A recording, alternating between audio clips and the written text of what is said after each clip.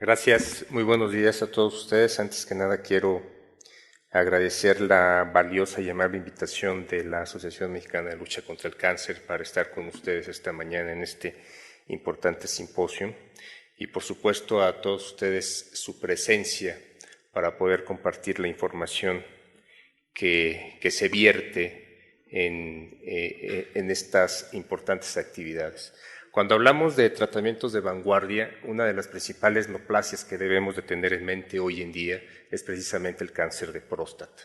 En cáncer de próstata, al igual que en otros que van a platicar en el transcurso de la mañana, se han logrado importantes avances con nuevos medicamentos con los cuales podemos contar hoy en día para tratar a nuestros pacientes. Durante muchos años el cáncer de próstata lo considerábamos como un tumor y se sigue considerando como un tumor muy agresivo, pero que no teníamos los medicamentos suficientes o necesarios para poder ayudar a nuestros pacientes. De tal modo que el título de esta plática es Rompiendo paradigmas en el cáncer de próstata, pero mucho de esto, mucho de romper los paradigmas, son gracias a la integración de los nuevos tratamientos que precisamente han evolucionado la historia natural del cáncer de próstata. Si nosotros observamos la historia natural del cáncer de próstata, podemos ver que es una serie de eventos que ocurren en continuum durante toda la evolución de un paciente que tiene cáncer de próstata. Va esto, por supuesto, relacionado con el volumen tumoral y la actividad del tumor a través del tiempo. Inicialmente consideramos cuando un paciente se diagnostica en etapa temprana, podemos establecer tratamientos de acuerdo a lo que nosotros podemos ver en nuestros pacientes. Las etapas iniciales se pueden tratar tanto con cirugía o radioterapia y a medida que la enfermedad o la historia natural avanza, desafortunadamente sabemos que los pacientes llegan a tener metástasis en cierto tiempo y entonces cuando ocurren nuestros tratamientos que tenemos en la actualidad. Esto es un continuum, pasa de una etapa premetastásica, que puede ser una etapa asintomático también del paciente, a tener una enfermedad francamente metastásica detectada por estudios de imagen y que desafortunadamente el paciente puede estar muy sintomática. El cáncer de próstata es un problema que produce muchos síntomas en los pacientes dependiendo del sitio de localización de las metástasis. Y también en la evolución de la historia natural del cáncer de próstata podemos identificar ya en enfermedad avanzada o enfermedad localmente avanzada aquellos pacientes que son sensibles a un tratamiento de bloqueo androgénico y que posteriormente, a través de la evolución, sabemos que estos pacientes se vuelven resistentes también a este bloqueo androgénico. En esta mañana lo que vamos a tratar fundamentalmente es el cáncer de próstata metastásico, es decir, etapas que tenemos ya de premetastásico asintomático a metástasis detectadas por imagen y cuyos pacientes están sintomáticos. Es en donde nos vamos a enfocar. En los últimos años ha habido un avance importante en los medicamentos. Podemos observar aquí en esta gráfica que trato de establecer en continuo a través de los años cuáles son los diferentes medicamentos con actividad probada aceptados para el tratamiento de un paciente con cáncer de próstata metastásico, que es de lo que vamos a hablar esta mañana. De todos los que nos acaba de hablar la doctora Gerson en las diferentes neoplasias, pues nosotros en cáncer de próstata metastásico podemos rescatar estos que están aquí. Y para poder entender lo que ha sido la evolución y poder entender cuál es el tratamiento o el estado actual de estos pacientes, pues a mí me gustaría hacer un breve recordatorio a través de la historia, cómo ha sido la evolución en el tratamiento del cáncer de próstata y cómo es que se han roto estos paradigmas, hasta contar hoy con medicamentos que sabemos que tienen cierta actividad en este tipo de neoplasias. Si pudiéramos hacer un resumen de acuerdo a los grupos a los que pertenecen los nuevos medicamentos que tenemos hoy día y como nos los acaban de enlistar esta mañana, una forma gráfica y muy sencilla de poder entender lo que tenemos en la actualidad para este tipo de pacientes es esta. Tenemos desde quimioterapia, la quimioterapia tradicional, los agentes antineoplásicos tradicionales, los cuales en la actualidad contamos 2 con ellos que son de utilidad probada y son aceptados para poder tratar a los pacientes, que es el 2-cetaxel y el cabazitaxel, inhibidores de la síntesis de andrógenos que vamos a ver en un momento, que es el acetato de abiraterona, antagonistas de receptores para andrógenos, inhibidores de enzimas de tirosina sinasa e inmunoterapia celular activa, que también tiene un papel en los pacientes con cáncer de próstata metastásico.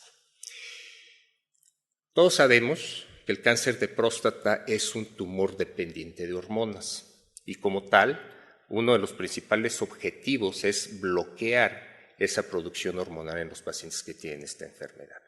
Nosotros sabemos, todos ustedes saben, que el 90% de la síntesis de andrógenos, las hormonas masculinas, de los cuales el principal o el más potente es la de hidrotestosterona, que deriva de la testosterona, la fuente principal son los testículos. Pero no hay que olvidar que un 10% de la síntesis de andrógenos circulantes también se producen a través de las glándulas adrenales. Esto es importante recordarlo porque los tratamientos actuales se basan fundamentalmente en esta idea, en esta fisiopatología, pudiéramos llamar así, del cáncer de próstata.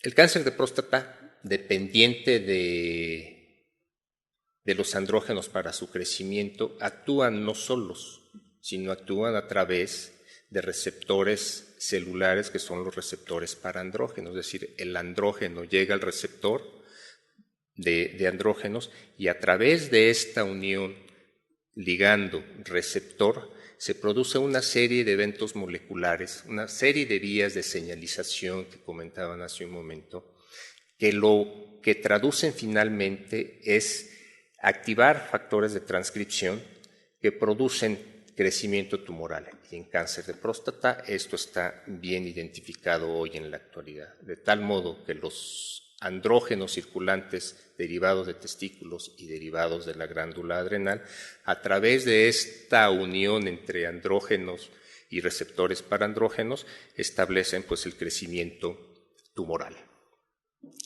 De tal modo que lo que hacen finalmente los andrógenos es regular la transcripción de genes que están involucrados en el cáncer de próstata a través de los diferentes receptores para andrógenos. ¿Sí? Y esto conduce a proliferación celular, diferenciación celular y supervivencia celular. Esto en la actualidad pues está bien identificado, no nada más en cáncer de próstata, sino este mecanismo de genes que regulan factores de transcripción está bien identificado en la mayoría de las neoplasias. El aspecto fundamental cuando uno trata a un paciente con cáncer de próstata metastásico o avanzado es pues lograr una castración, ya sea hay diferentes formas de castración, ya sea una castración química o una castración quirúrgica, sí, que se lleva a cabo en forma exitosa en el 80-90% de los casos. Y este éxito en el 80-90% de los casos consiste en que el paciente que está sintomático tiene disminución en su sintomatología, puede haber cierta disminución en las lesiones que se ven por estudios de imagen y por supuesto lo que habitualmente vemos y lo que valoramos con mayor facilidad en los estudios de laboratorio, pues es en la disminución de los niveles de antígeno prostático específico detectados en sangre. Desafortunadamente sabemos que aun cuando es el tratamiento inicial en pacientes con cáncer de próstata avanzado y que responden inmediatamente, lamentablemente la duración no es mucha. En el tiempo, si nosotros recordamos nuestra primera gráfica, en un tiempo de aproximadamente 24 meses, algunos señalan 48 meses, este tratamiento inicial para el cáncer de próstata falla. Esto es eventualmente en todos los pacientes, desafortunadamente. De tal modo que la mediana de supervivencia en estos pacientes metastásicos que iniciaron un tratamiento de primera línea con un bloqueo androgénico en cualquiera de sus modalidades dura únicamente de 10 a 12 meses. ¿Qué hacer después de que estos pacientes fallan a una primera línea de tratamiento de bloqueo androgénico. Existen segundas líneas y esto que se utilizaban tiempo atrás, digo se utilizan porque hoy con las nuevas modalidades afortunadamente podemos valernos de ellas para obtener mejores resultados, pero antes de que existieran estos medicamentos, las segundas líneas que se utilizaban desafortunadamente duraban poco, alrededor de 4 meses como mediana, y desafortunadamente pues no tenían ningún impacto de la supervivencia. Habitualmente podían disminuir síntomas también. ¿Qué hacer? Y ahí nos enfrentábamos a un primer problema. ¿Qué hacer precisamente en estos pacientes? En 1996, después de estudiar y valorar diferentes agentes antineoplásicos tradicionales que pudieran ser activos en cáncer de próstata, en 1996 se estableció como un tratamiento útil ya un agente antineoplásico, la mitojantrona, en aquellos pacientes que eran o que progresaban después de obtener una primera línea a bloqueadores de andrógenos. Gracias a 3 estudios se pudo comprobar que la mitojantrona tenía cierta utilidad en pacientes con cáncer de próstata metastásico que progresaban al bloqueo androgénico. Se empezó a estudiar la mitojantrona junto con un esteroide. El esteroide sirve como una monodroga también en aquellos pacientes en estas condiciones, de tal modo que se estudió la mitojantrona. Tenía cierto beneficio en duración de la respuesta y cierto beneficio en la paliación sobre todo. Pacientes que recibían mitojantrona tenían mejor paliación que pacientes que no la recibían. Sin embargo, no había ninguna diferencia significativa en la supervivencia. Un primer estudio, se llevó a cabo un segundo estudio que mostraba lo mismo. Las medianas de supervivencia entre dar mitojantrona y no dar mitojantrona, sino únicamente dar un esteroide, eran las mismas. Sin embargo, había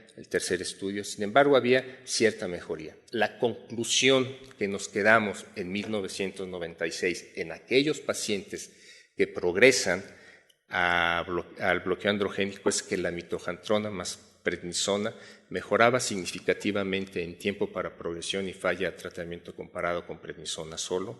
Había, por supuesto, un descenso importante en los niveles de antígeno prostático específico y la mayor utilidad en ese entonces de un agente antineoplásico era disminuir dolor, mejoría de los síntomas, que por supuesto en cáncer, cualquiera que éste sea, el disminuir síntomas y establecer paliación es un aspecto muy importante. Pero la mejor o la ventaja que siempre buscamos en algún medicamento es que haya una mejoría en la supervivencia. Sin embargo, esto con la mitojantrona no se lograba. Ahí estábamos en 1996. ¿Qué pasó después de 1996? Pues tuvimos que esperar varios años para romper un primer paradigma. Se establecía para ese entonces que el cáncer de próstata era un cáncer resistente a la quimioterapia. Eso fue algo a lo que nos tuvimos que enfrentar durante varios años. Y con el advenimiento de nuevas drogas en aquel entonces, tuvimos una droga llamada Nocetaxel, un derivado de taxano. Con experiencias previas de los taxanos en algunas otras neoplasias tratadas exitosamente, bueno, pues también se empezó a estudiar estos taxanos, principalmente Docetaxel, en cáncer de próstata. En el 2004 se aceptó como un tratamiento estándar de primera línea en aquellos pacientes que habían progresado a bloqueo androgénico en lugar de la mitojantrona. Por su mecanismo de acción, el taxano que se eligió fue el Docetaxel y esto fue algo que rompió un primer paradigma, ¿no? Es decir, el Docetaxel más prednisona comparado contra la mitojantrona que se consideraba como de primera línea en aquellos pacientes que progresaban a bloqueo androgénico y lo que obtuvimos fue, por fin, había un fármaco antineoplásico, quimioterapia que nosotros pudiéramos llamar tradicional, que demostraba por primera vez en la historia un beneficio en supervivencia en pacientes con cáncer de próstata metastásico que progresaban a bloqueo androgénico. Este fue desde entonces la combinación del docetaxel con la prednisona, el tratamiento de elección de primera línea como agente antineoplásico, como quimioterapia para este tipo de pacientes.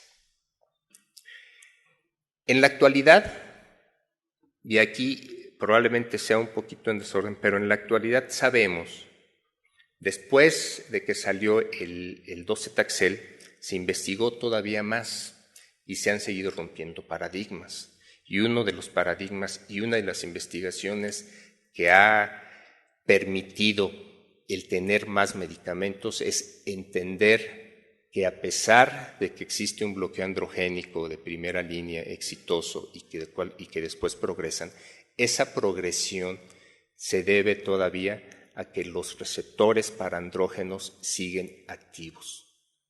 En el cáncer de próstata que progresa a una primera línea de bloqueo androgénico es porque se mantienen aún en parte activos los receptores para andrógenos. Y esto es la causa de que la enfermedad siga progresando a pesar de que existe bloqueo androgénico. ¿Sí? Este bloqueo androgénico lo podemos ver con los niveles de testosterona séricas. Es decir, que hay pacientes que a pesar de que se logra el objetivo de mantener niveles de testosterona por debajo de los aceptados como castración, la enfermedad sigue progresando. Si el objetivo es disminuir esos niveles para poder controlar la enfermedad, ¿por qué sigue progresando la enfermedad, ¿no?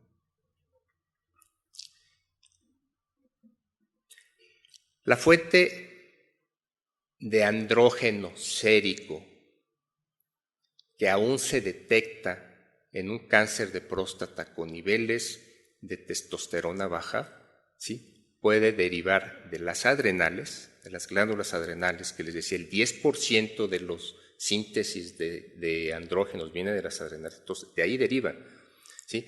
Puede derivar también de que exista un bloqueo incompleto en los testículos, o puede derivar que un aspecto también es bien importante, que las propias células neoplásticas tienen la capacidad de producir testosterona a través de diferentes compuestos, básicamente el colesterol, lo que se conoce como un mecanismo intracrino de las células tumorales prostáticas.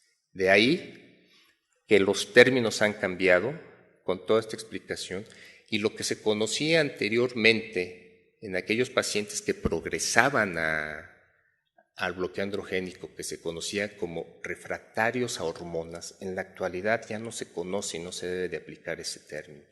En la actualidad se debe de aplicar el término de cáncer de próstata, aquí lo tengo, ahorita se los paso, refractario a castración, porque a pesar de tener niveles de testosterona por abajo de niveles de castración, el tumor sigue creciendo, y sigue creciendo por diferentes mecanismos moleculares que ahorita vamos a ver.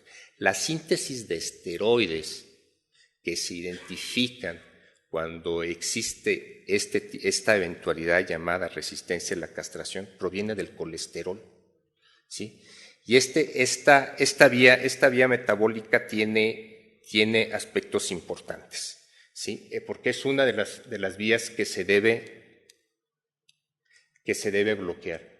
El colesterol da origen a la pregnenolona y a la progesterona, y gracias a esta enzima, a estas dos enzimas, la liasa y la hidroxilasa alfa 17, convierten estos compuestos a androstenediona, testosterona y dehidrotestosterona. Esta enzima es muy importante, porque gracias a ello se puede lograr otro bloqueo enzimático que en la actualidad tenemos, uno de los que les acaba de mencionar la doctora Gerson, que se considera como un tratamiento incluso ya de primera línea. De tal modo que esta ablación androgénica inicial surte efecto, dura poco tiempo, hay progresión de la enfermedad, hay reactivación de las vías de señalización de los receptores de andrógenos, y eso es lo que conduce al estado de resistencia de la castración. Estos son los mecanismos moleculares de resistencia a la castración: que haya sobreexpresión de receptores para andrógenos, que haya amplificación del gen de los receptores para andrógenos, que haya mutación del gen, ¿sí? Que haya enzimas o amplificaciones de genes enzimáticos que permiten a la célula tumoral la producción de testosterona y un asunto importante también, activación de las vías de señalización de receptores con actividad de tirosina sinasa.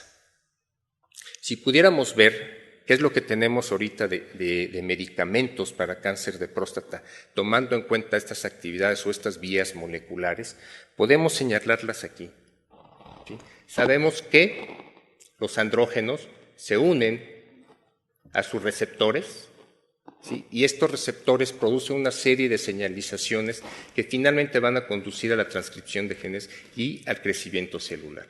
Una de las actividades que debemos de bloquear en este momento es precisamente la síntesis de andrógenos. Y esta síntesis de andrógenos lo podemos obtener con un medicamento nuevo que en la actualidad se considera incluso de primera línea, que es la viraterona, que lo que hace es precisamente inhibir esta enzima. ¿Sí? Estas dos enzimas. Perdón que me haya regresado.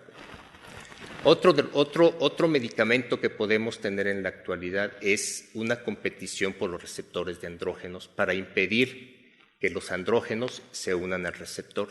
Y en la actualidad también tenemos un medicamento que hace esto, que es la enzalutamida. También hoy por hoy nos puede contribuir a tratar a los pacientes con esta neoplasia. Y otro de los medicamentos que que actualmente está en desarrollo, pero que sin duda va a ser un éxito, va a ser medicamentos que también inhiban las vías de señalización, pero por otro mecanismo, uniéndose a receptores para factores de crecimiento, en este caso inhibidores de tirosina sinasa, que hoy también tenemos un inhibidor de tirosina sinasa que está en estudio, hay estudios fase 2 muy exitosos, que es el cabozantinib. De tal modo que en la actualidad tenemos una serie de medicamentos en evolución que nos van a permitir tratar mejor a nuestros pacientes con cáncer de próstata metastásico. El tiempo nos come, pero creo que podemos decir que en la actualidad, después de la mitojantrona que se utilizó por ahí mediados de los 90s, después de la primera línea de tratamiento considerada con el docetaxel en aquellos pacientes que progresaban a un bloqueo androgénico, todo esto fue un boom. Aquí estábamos felices los oncólogos porque ya teníamos finalmente un medicamento que podíamos utilizar para esos pacientes.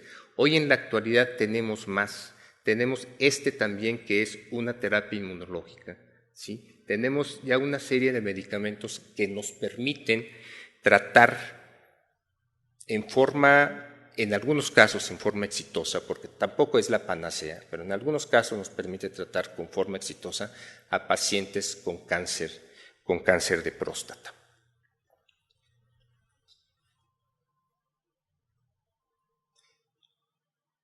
Existen también otros medicamentos de segunda línea, como es el cabazitaxel, también es otro antineoplásico que también es útil, aquí se los ponía yo también.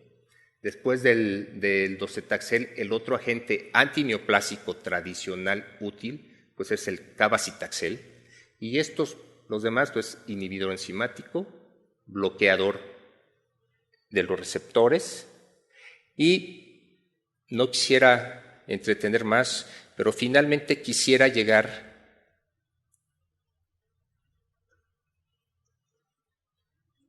a mostrarles esta diapositiva.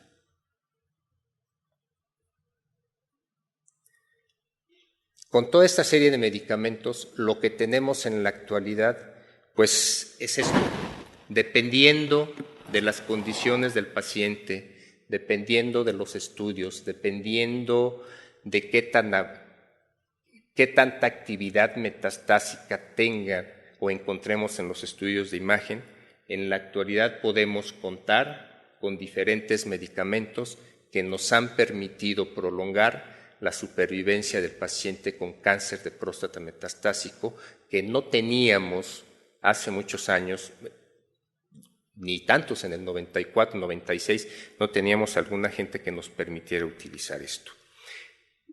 Y finalmente, pues regresamos a nuestra diapositiva inicial, en donde tenemos ya diferentes grupos de medicamentos que con diferente tipo de actividad antineoplásica que podemos utilizar en pacientes con cáncer de próstata metastásico, que es una de las principales neoplasias en el hombre en México y en el mundo.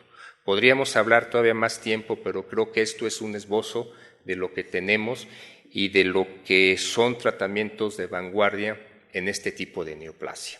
Muchas gracias.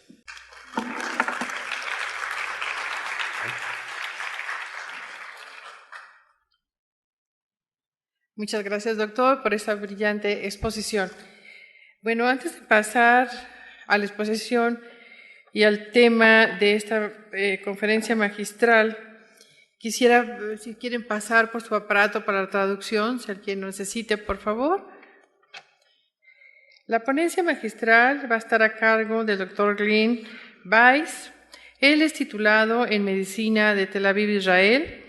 Completó su residencia en Medicina Interna en Brooklyn, Nueva York, con una subespecialización en Hematología Oncológica Médica en el Centro de Ciencias Médicas de la Universidad de Colorado.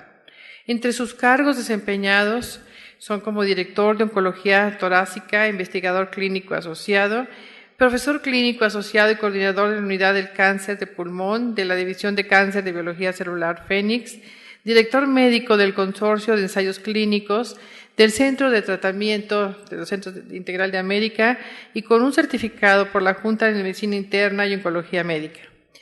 Entre sus logros, el Dr. Weiss ha tenido numerosos ensayos clínicos con agentes en investigación, de algunos de los cuales han llegado a recibir la aprobación de administración de drogas y alimentos para tratar determinados tipos de cáncer. Ha recibido financiamiento para investigación por parte de la Sociedad Americana contra el Cáncer y de la Asociación Internacional para el Estudio del Cáncer de Pulmón. Ha publicado más de 150 artículos y ha sido invitado a hacer presentaciones en distintos lugares del mundo. El director de investigación del cáncer de los Centros de Tratamiento de América en el Western Regional Medical Cancer de Arizona. Doctor, muchísimas gracias por su presentación, muy amable.